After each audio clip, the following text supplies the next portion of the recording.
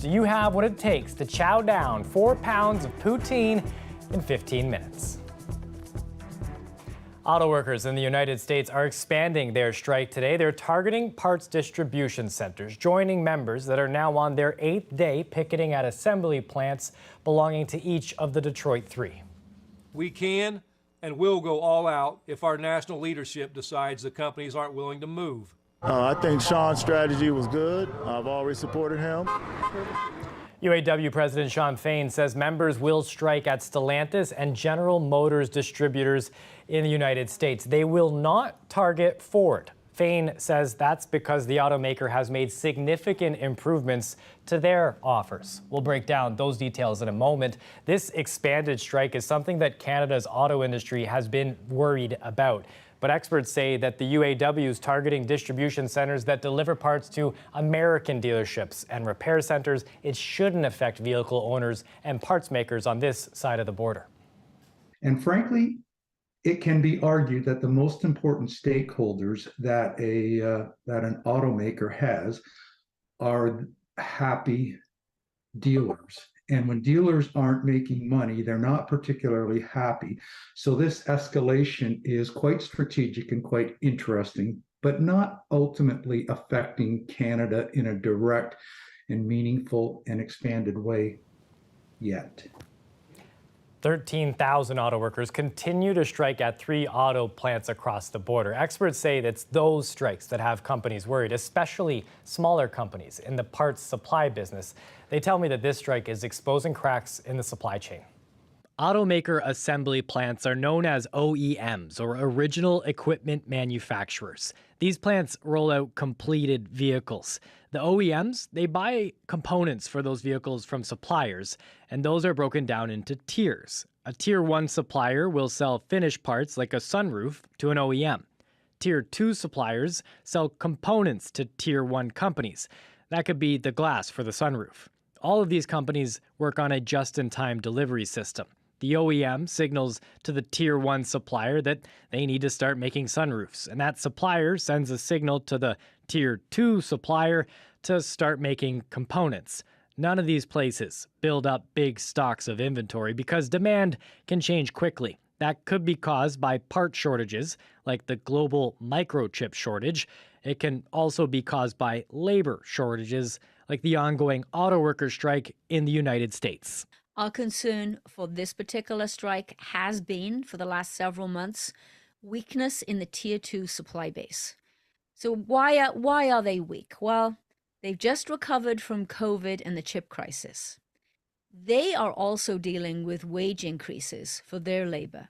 They're dealing with transportation increases, utilities, cost of living, overall cost of living increases, raw material increases. So all of these things coming together is putting a tremendous amount of strain on the Tier 2 supply base. And now you throw a strike in on top of that, the dominoes are going to start to fall. Those dominoes are on both sides of the border. UAW workers are on strike at the Jeep plant in Ohio. They have suppliers in Canada. And experts say those supplier plants will idle next week if the Jeep plant is still down. But because there's such a high demand for the people who work at those auto part plants, temporary layoffs will be a last resort. I would suggest that that would be the last lever that you would pull, because trying to bring those people back, qualified people back, and go through a whole retraining and startup initiative is going to be extremely difficult. It sounds like what's happening now is exposing cracks in the supply chain. It is. Those companies that have good relationships with their suppliers will weather this storm far better than those who don't. As for the relationship between the UAW and Ford, here's a look at what the union says they've made progress on. Negotiations have returned the cost of living allowance. They've agreed to make temporary workers permanent once a deal is ratified, and they will increase the cost sharing agreement. But UAW says that there's more work to be done before members actually vote on that deal. Now, here in Windsor, the big news this week was the tentative deal reached between Ford and Unifor. No details on what exactly is inside of that deal. We do know that the 5,600 members are expected to vote tomorrow. Meanwhile, Unifor Local 195 is hoping some temporary work that has opened up at the Syncreon plant in Windsor can turn into permanent work. We kept the door open, and we have a constant communication with Stellantis and Syncreon, and I think can open the door for a permanent opportunity for all the workers. 85 of the laid-off workers from Syncreon were called to work at the facility last month. Stellantis using that facility for 5 months while it retools the Windsor assembly plant. The workers are sequencing parts for the minivan plant and their plant in Brampton. That means that they provide the parts for assembly of vehicles when needed. The plant closed last year around November when Stellantis decided to move the work in-house at Windsor Assembly. There are still 100 to 150 workers without jobs. An Ontario court has released video of the accused terrorist's confession. The jury heard Nathaniel Veltman say he targeted a Muslim family because of their faith. As Thomas Daigle shows, those jurors will have to decide how much weight to give those words. So just have a seat. At Nathaniel Veltman's trial, the jury was shown video of a police detective leading him into an interview room where the accused terrorist laid out why he used his truck as a weapon. I want the world to know why I did what I did, so I'm just gonna tell you. Veltman was taken to London Police Headquarters after his arrest. Then he was searched and booked, wearing a T-shirt with a cross, meant as a reference to religious wars between Christians and Muslims. Officers also seized the helmet and bulletproof vest the man wore when he was arrested. The deadly attack on the Afzal family, he said, was 100% politically motivated. It was terrorism. I'm not gonna try to get a lighter sentence by saying it was just murder, not terrorism. In the video shown in court, then 20-year-old Veltman described himself as a ticking time bomb, an avowed white nationalist who consumed far-right conspiracy theories and spent 3 months in his London apartment planning to kill Muslims. I'm really shocked to hear something so straightforward, someone so aware and so assured about what they were doing and why. Detective Micah Bordeaux testified about interviewing Veltman twice in the hours after the killing. The second time, Veltman appeared reluctant to answer. At this current time, I don't wish to speak on the attack that I did. His lawyers suggested in court investigators took advantage of Veltman, making him confess late at night, giving him only a concrete block to sleep on behind bars. The judge said it will be up to the jury to decide whether to consider Veltman's confession credible. The trial continues in Windsor with proceedings shown on screen for the community here in London. The accused has pleaded not guilty. Thomas Daigle, CBC News, London, Ontario. Ontario Premier Doug Ford has lost another cabinet minister. The province's Labour minister is the third to step down in as many weeks, but he says it's unrelated to the Greenbelt controversy. CBC's Mike Crawley with the latest. When Premier Doug Ford announced his Greenbelt reversal, he had his cabinet behind him, but not his Labour minister, Monty McNaughton. We're putting workers in the driver's seat. Many progressive conservative insiders credit McNaughton with helping the party win endorsements from unions and win over more working-class voters. Now McNaughton is leaving politics entirely after 12 years as an MPP and 5 years in cabinet. Here's a government that just lost 3 cabinet ministers in a month. Can anybody tell me when the last time that happened? Steve Clark resigned as Ford's housing minister on September 4th. Khalid Rashid stepped down from his cabinet post 2 days ago, both stemming from the Integrity Commissioner's investigation into the Greenbelt land swaps. In a statement, McNaughton says recent events will cause some to speculate why he's leaving, but he adds, quote, "My decision is completely unrelated to those events." What we are getting right now is a front row seat into a government that's in complete disarray. A big unknown for Doug Ford now. Will his Greenbelt 180 stop his slide in the polls? It was a mistake to open the Greenbelt, and for that, I'm very, very sorry. It was a tight, clear apology. Greg Lyle has done polling on Ontario politics for 30 years. When Doug Ford says, I was wrong, I should have done better, the public's willing to say, okay, then let's see what you're going to do on the things I really care about. And so I think he will get a third chance. This week's resignations forced a cabinet shuffle. Former Environment Minister David Poutine fills McNaughton's post at Labour, and Ford is bringing 3 new faces into cabinet from the PC backbenches. The legislature resumes sitting on Monday for the first time since June, and the opposition parties say even though the government has backed down on building in the Greenbelt, there are still plenty of questions for Doug Ford that he's yet to answer. Mike Crawley, CBC News, Toronto. The Premier's reversal on the Greenbelt development is also prompting reaction here in Windsor, Essex. It has Caldwell First Nations chief telling the province's Indigenous Affairs Minister to resign. CBC's TJ Deere reports. What Caldwell First Nation is calling on from the Premier, Doug Ford, is to remove the Minister of Indigenous Affairs, which is Greg Rickford, for his failure, his utter failure, to meet with the chiefs in southwestern Ontario in a meaningful way so that we can engage in business. In a press release, Chief Duckworth says this is the result of Ontario Regional Chief Glenn Hare calling out the Ford government on Greenbelt matters at the Ontario Municipal Association meeting in London, Ontario on August 21, 2023. Consequently, Rickford has purposely and deliberately forced off-site meetings. Caldwell says this approach is a draconian tactic that harkens back to a dark era when First Nations representatives were forced to meet with provincial politicians at the back door of Queen's Park. Duckworth also says that any business done without the province still has to go through the province. This is not truth and reconciliation, and this is not, economic reconciliation. We didn't go to the province to ask for their help. We were doing our own business in our territories, and the province has interfered with our business. Regarding Duckworth's allegations, an environmental activist says he's not surprised the province is refusing meaningful contact, especially regarding the Greenbelt. This is a government that tries to pick favorites in terms of who they think are supporters and really don't care about a public process. And that was described as well in the both the Integrity Commissioner and the Auditor General's report. As part of today's cabinet shuffle, Minister Rickford was not included in the changes. In a statement, a spokesperson for the minister says the minister has met with Duckworth on several occasions, but that Duckworth has also declined several invitations to meet. That includes the August meeting in London. TJ Deere, CBC News, Windsor. The province and thousands of education workers have reached a tentative agreement tonight.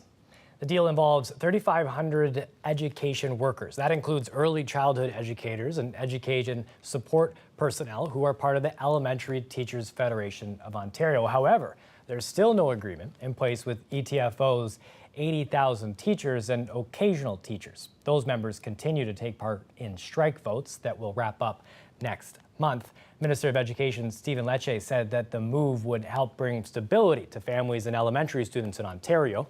According to the union, a ratification vote on the agreement is being scheduled. An entire condo building in downtown Windsor has been without power since Tuesday. People living at Royal Windsor Terrace lost power when a van plunged through a collapsed underground electrical vault earlier this week. That vault is in the alley behind the building. Enwin is working with management and the 145 tenants to work on bringing temporary power services to the building. There's another pocket of customers in the area who also do not have power because of that collapse. The power company is trying to get those customers back online tonight. Enwin crews are installing a temporary power pole to help provide temporary power to those customers. We take a live look outside. What a beautiful little day we have had. A nice way to say goodbye to summer. Colette is set to give us a look at what we're about to fall into next.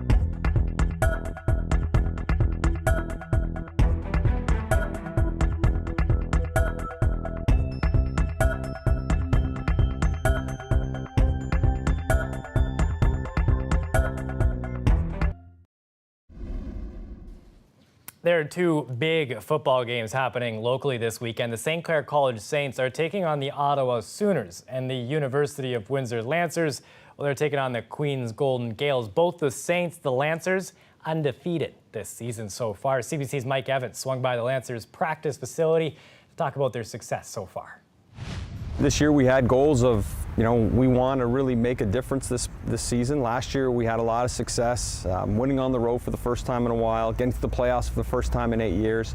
And, to fall short in the first round by 3 points, it left a bitter taste. And the guys that came back said, we've got to raise the standard, and that's to host a playoff game and to have a deep run of the playoffs. It's been quite the start, quite the ride, and we got to keep building from there. What do you attribute this success to? I think a big part has to do with the fact you have the right people in the right roles, or in the right seats on the bus, if you will. So when we first took over the program, was identifying who were those key people going to be. Obviously things were interrupted with COVID. Once we got out of COVID, we had a real young roster, but we felt we had the right coaches in place and said it was something we're going to have to develop. Ultimately, we're at the spot where we're at now, where we're ranked for the first time in quite a long time and have the best start that we've had in a very long time.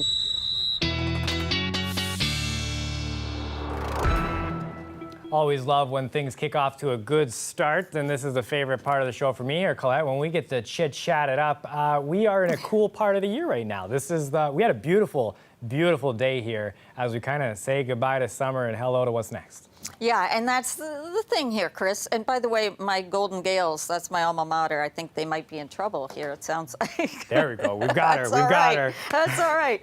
Yeah, you don't have to mourn the end of summer if you've been enjoying the weather, because it is going to be going right on into fall for us with some nice conditions into the weekend. I'm going to get to that in just a moment, but just a little explainer, a little reminder. I know you learned about it in school, but maybe for some of our younger viewers, in terms of the autumnal equinox, a Latin lesson there, equinox means equal. And so when we talk about the summer solstice and our longest day, it's really just longest amount of daylight, shortest being the winter. It has to do with our tilt on the axis, the Earth in relation to the sun. So for the northern hemisphere, the equinox, spring and fall, generally equal day and night before we start pushing towards those shorter and shorter days towards winter. All right, I said there were still some nice conditions that would be sticking with us as we go into the new season, and just having a look at the moment in terms of the temperatures. Yeah, 20s all around the board, almost mid-20s. Windsor, Kitchener, the only one there sliding just below. A little bit of this active weather bubbling up into Michigan, but we are really still under the influence of high pressure, and it's been important through the week kind of watching the forecast with what's happening with the tropical moisture and what is now a tropical storm. It does have a name now, Ophelia, that's coming up the eastern seaboard. Through the week, the models have been shifting back and forth as to whether some of that moisture might make its way into Ontario. Not going to be a case. Now, they are in for terrible conditions here. Not only tropical storm warnings, some hurricane watches along the coast, through the Carolinas, into Virginia, the Delmarva, as we call it, through here. So heavy rain, storm surge, plus with the tides, flooding, flash flooding, urban flooding, some real concerns there, obviously, with the strong winds. But just look how this plays out. Some of the high, thin cloud comes into Ontario, but it's more eastern Ontario or the western edge of Lake Ontario, southwestern Ontario. I think we stay just into the clearer, sunnier conditions. Now, this could shift a bit, and some showers go, if you're traveling this weekend, to the Niagara escarpment or into eastern parts of the province. But I really think we're going to stick with the dry conditions here and just get some variable cloud at times. So let's have a look for the first day of fall at your forecast. 13 tonight, tomorrow morning 16, 23. With sunny skies. Sunday looks good too. Some high cloud coming in, becomes a little more variable, and temperatures just getting closer to seasonal as we go into next week, Chris. Not a bad look at all, Colette. Thanks for this. You're welcome. Coming back, we have a look at a food truck that has a challenge for you.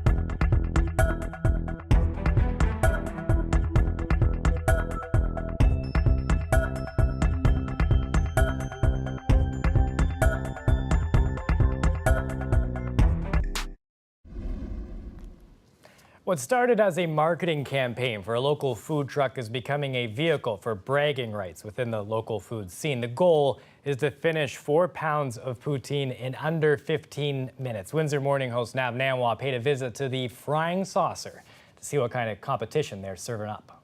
A little over 4 pounds poutine, as many fries as I can fit in a single basket, just to make sure that it is a bit of a challenge. You've got 15 minutes. How many people till this date have competed in this challenge? Officially 21. My record here is actually held by Randy at 7 minutes and 56 seconds to finish that poutine. What are some of the strategies that you see people like Randy doing to finish the poutine in record time? Oh, it's definitely a few tips. Don't eat very much the day before. Try and stretch your stomach out with as much water as you can that morning. Try and limit everything that you can. But when it actually comes to eating it, throw the fork to the side. If you're going for the record, you gotta use your hands. Well, whatever it takes to win, I guess. The last few challengers have come with almost an entourage of people. Like Randy was here with, I bet you 10 people.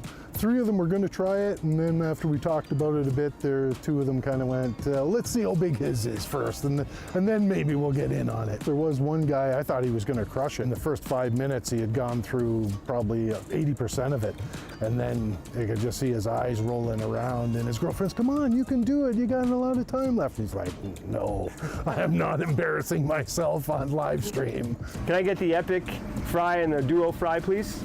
Yeah. My name's Randy Gannett. I'm the reigning UFO challenge champion at the Frying Saucer. When I seen it, it was a lot of food, and I didn't think I was going to be able to do it, but I came here to do it, so I gave her a go. As soon as I lifted it up and he handed it to me, I'm like, wow, it's a lot of poutine. The weight, the heat coming off the fries, everything, yeah. There's no way I'm getting this down. There was really no strategy. He kind of told me how people were doing with their hands, gloves, and I asked for a pair of gloves. I brought a fork because my buddy told me to bring a fork, so first I used the fork and then I went with the hands and back to the fork. That's one of those things I eat fast. I've always eaten fast my whole life, yeah. But I was glad it was over. I just was waiting, how am I going to feel later? And it wasn't too bad, actually. I didn't feel terrible like I thought I was going to. Hopefully someone doesn't beat it for a while. But I've had a lot of people say, I can do this, right? But still the champ, so. Next time I host this show, I'm wearing that t-shirt. Coming for you, Randy. Now, next time that you're on Pelee Island, keep an eye out for pelicans. That's right, the large American white pelicans were first spotted in Lake Erie about a decade ago. But in recent years, their numbers have soared. It's been actually incredible. We've seen some record daily total. Just last week, we had over 400, and then a few days later, we had over 700. And this is really just an estimate. Because there's so many birds, we can't actually count every individual one. It would take too long, so we're just kind of estimating. Pretty incredible to see so many at once, because historically in 2014, there's only 22. 2015, there was only 27, and this is a total season. Then in 2016, they counted almost 1,500. That was the year they discovered that there were confirmed nests of American white pelican on Big Chicken Island and Middle Sister Island. So every year the numbers grow because more birds know about it or show their offspring. More birds are born, are hatched, and raised on Big Chicken, Middle Sister than those young return every year to the same nesting site. Fish Point is definitely the hot spot. That's where they like sunbathe and preen and hang out together. It's incredible to see. They're really spoiled out here. I know as well that if you are looking for something neat to see, the monarchs are all over at Point Pelee, which is something to keep an eye on when the sun's going up or the sun is going down. That is it for CBC Windsor News. Don't forget, for news anytime, you can go to our website, cbc.ca/Windsor. You can download the CBC News app, get stories whenever you want, however you want them. The National is on tonight at 9 on CBC News Network. It's 10 for the CBC News app, CBC TV, CBC Gem, and CBC Explore. Thanks so much for tuning in. Try and have yourself a nice weekend, eh?